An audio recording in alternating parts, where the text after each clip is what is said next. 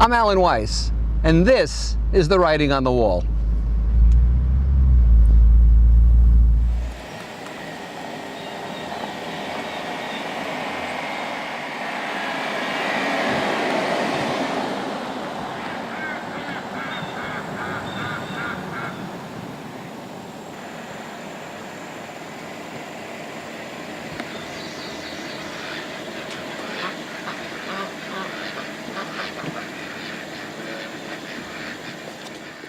I'm Alan Weiss. Welcome back to The Writing on the Wall. This is, let's see, I'm going to get hit out here.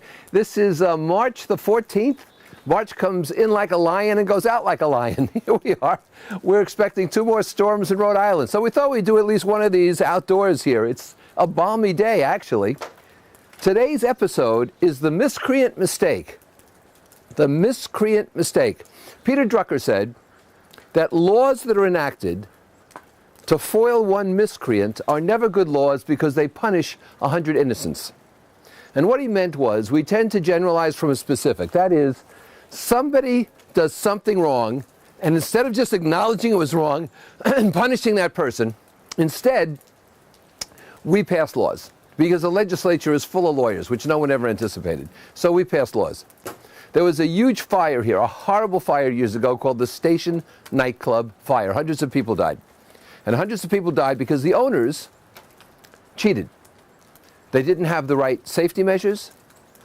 They didn't have the right responses to safety violations. They didn't pay up their workers' compensation insurance. And of the 2 brothers who owned this place, one stayed out of jail because he had a family. The one who did not have a family was sentenced to 4 years in jail. I don't know if he even served all 4 years. But as a result, the legislature enacted laws for small businesses to create more escape routes and more safety and more inspections for fires, which cost small business in this state. And this state, Rhode Island, is not friendly to small business. It's hard to do business here. Cost them $60 to $80 million in total. $60 to $80 million.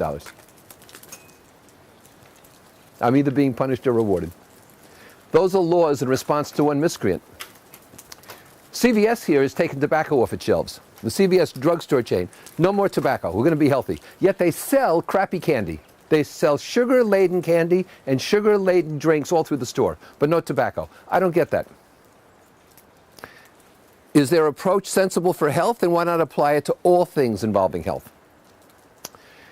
In most states, most drunk driving accidents and fatalities are caused by recidivists. They're caused by people who have been arrested before and let go by the courts. They're caused by people who've been arrested before and not jailed permanently, or at least for long terms. They're people who don't have licenses, don't have registration, and don't have insurance, but they're released again.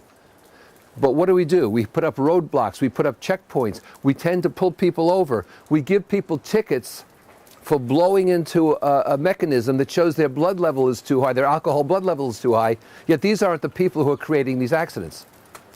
A woman of moderate weight of 110, 115 pounds with 2 glasses of wine could blow too high on this blood alcohol test.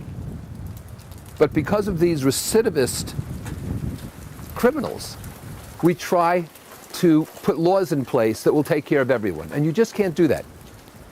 The shoe bomber, he was going to blow up an airplane because he had explosives in his shoe, prompts now everyone to have to take their shoes off at TSA.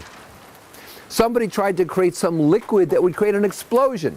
And so now we can't have more than 3 ounces. That's the magic amount. Not more than 3 ounces of liquid, lest we all create explosions. Do you remember the underwear bomber? Tried to create an explosion with his underwear. How come they don't make us take off our underwear? Why this and not that? I never understood that. You know, seeing eye dogs I can understand in restaurants and on airplanes. Service dogs like that are important. But peacocks, iguanas, or just a dog to keep you company? I don't think so. I think the airlines are right to fight this.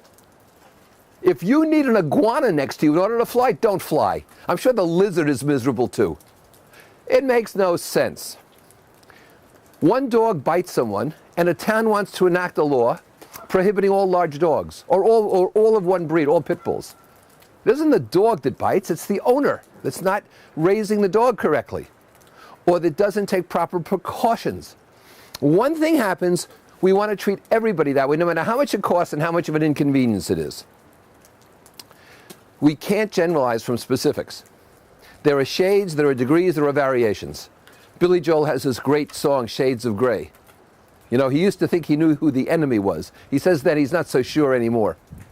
Do you know, folks, that the Supreme Court of the United States has etched on its walls inside the Ten Commandments, has etched above the entrance or high up on the wall the laws of Moses, a great lawgiver. Yet we can't acknowledge religion in the public forum. We can't have a prayer before a game. Congress starts with a prayer before every session. God knows they need it. Tell me the truth. Am I making sense? Give me an amen.